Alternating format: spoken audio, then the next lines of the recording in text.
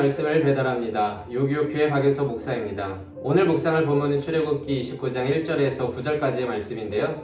오늘은 9절 한 구절을 봉독하고 함께 묵상하도록 하겠습니다.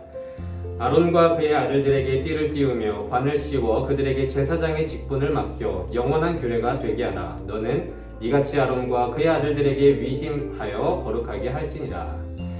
어제까지 하나님은 모세를 통해서 광야에서 이스라엘과 함께 거할 처소, 그러니까 그 성막에 대해서 어떻게 제작해야 하는지 세심하게 알려주셨습니다.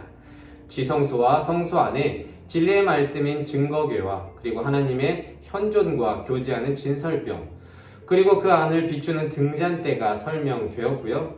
그 모든 것을 덮는 회막 덮개와 성막들, 그리고 성막 전체 울타리를 만드는 데 필요한 지침들도 말씀해 주셨습니다.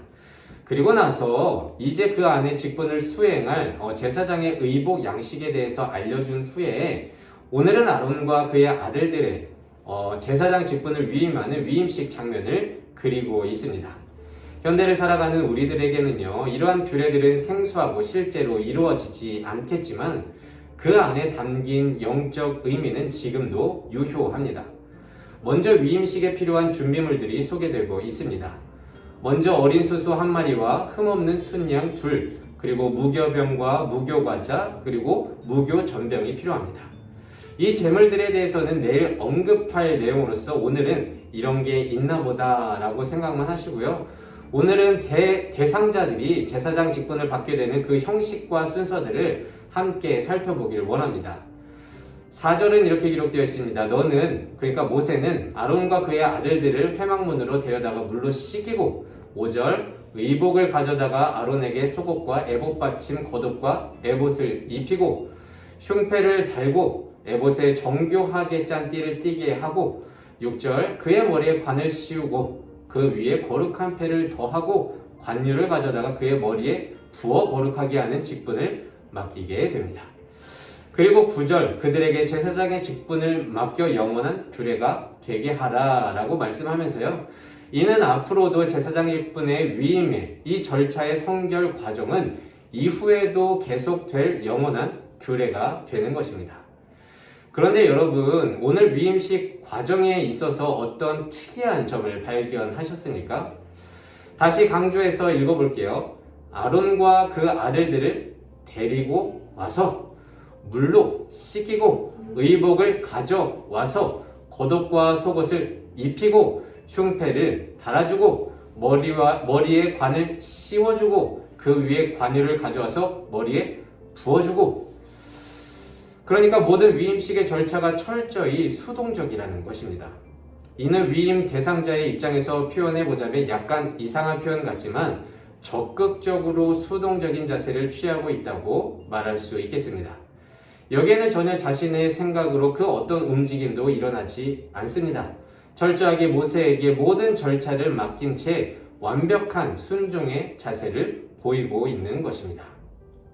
이는 무엇을 의미하느냐 하면요, 제사장이란 직분은 오직 하나님에 의한 선택일 뿐 여기엔 그 어떤 인간의 능력이나 주장이 들어갈 수 없음을 뜻하는 것입니다.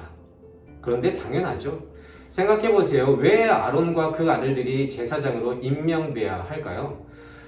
쉽게도 성경에서는요, 왜 이들이 뽑혔는지에 대한 이유는 1절 기록되어 있지 않습니다. 아시다시피 이들은요, 다른 사람들보다 더 거룩하고 더 영성이 뛰어난 게 아닙니다. 후에 나오지만 이들은 백성들을 위해서 금송아지 우상을 만든 주역 아니겠습니까? 단지 이 제사장 직분은 하나님의 선택일 뿐이며 그 택감에 의해 그렇게 되어갈 뿐입니다.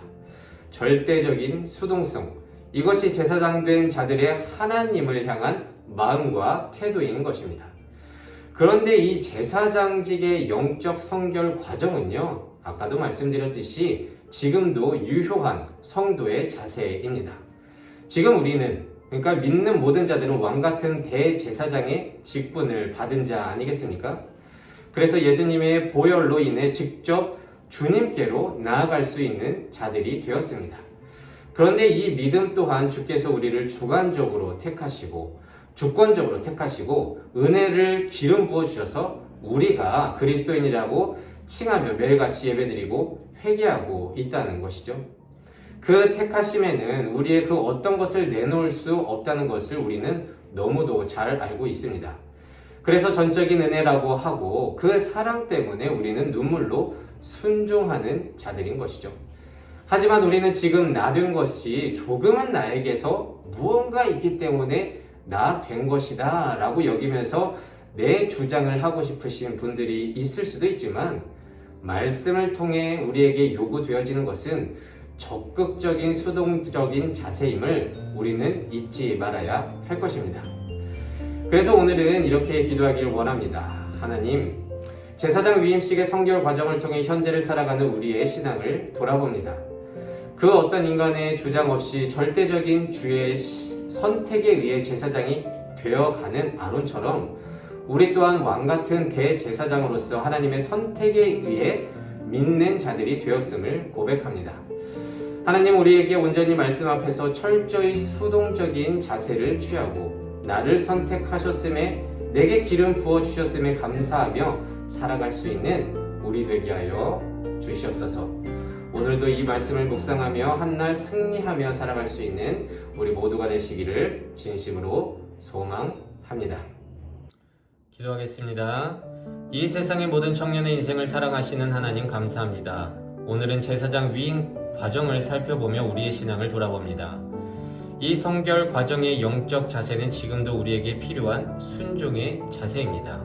아론과 그 아들들이 하나님의 주권적인 선택에 의해 제사장이 된 것처럼 우리 또한 주의 선택에 의해 그리스도인이 되었음을 고백합니다. 여기에는 우리의 그 어떤 선이나 능력이 들어가 있지 않습니다. 주님, 그렇기 때문에 나를 인도하시는 그 말씀 앞에서 적극적인 수동적인 자세로 온전히 주의 말씀 따라 살아가며 순종할 수 있는 우리 되게 하여 주시옵소서. 감사드리며 이 모든 말씀 예수님의 이름으로 기도드립니다. 아멘.